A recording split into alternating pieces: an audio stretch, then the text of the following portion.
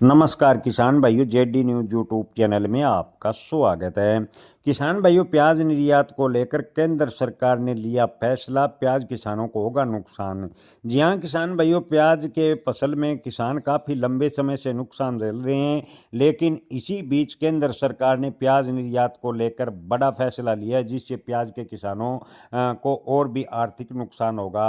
सरकार ने प्याज निर्यात की जो रियायती हैं उसमें 50% की कटौती की है, जिससे अंतर्राष्ट्रीय बाजार में प्याज की उपलब्धता कम होगी।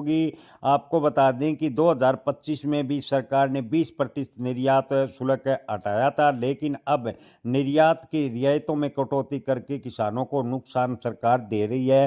किसान हमलावर लगातार हो रहे हैं। किसान संगठन व किसान नेता लगातार कृषि मंत्रालय, वाणिज्य मंत्रालय को पत्र लिख रहे हैं कि निर्यात पर जो सरकार ने जो रियायतें हैं उसमें 50% की कटौती की है, जिससे प्याज का निर्यात प्रभावित होगा और किसानों को काफ़ी नुकसान उठाना पड़ेगा। प्याज के किसान लगातार आर्थिक रूप से बर्बाद होते जा रहे हैं, लेकिन सरकार ऐसे फैसले ले रही है जिससे किसानों को फायदा होने की वजह से लगातार नुकसान उठाना पड़ रहा है।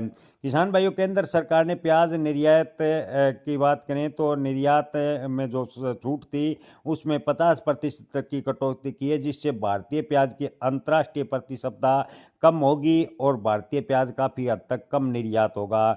बांग्लादेश ने अपने स्थानीय किसानों को खुश करने के लिए भारत से प्याज आयात बेहद ही सीमित कर दिया है, जिससे किसानों को पहले ही झटका लगा है। अब की बार प्याज के भाव की बात करें तो इन दिनों 8 से 9 रुपए प्रति किलो के प्याज के भाव किसानों को बेमुश्किल से मिल पा रहे हैं। केंद्र के फैसले से किसानों को और भी नुकसान होगा।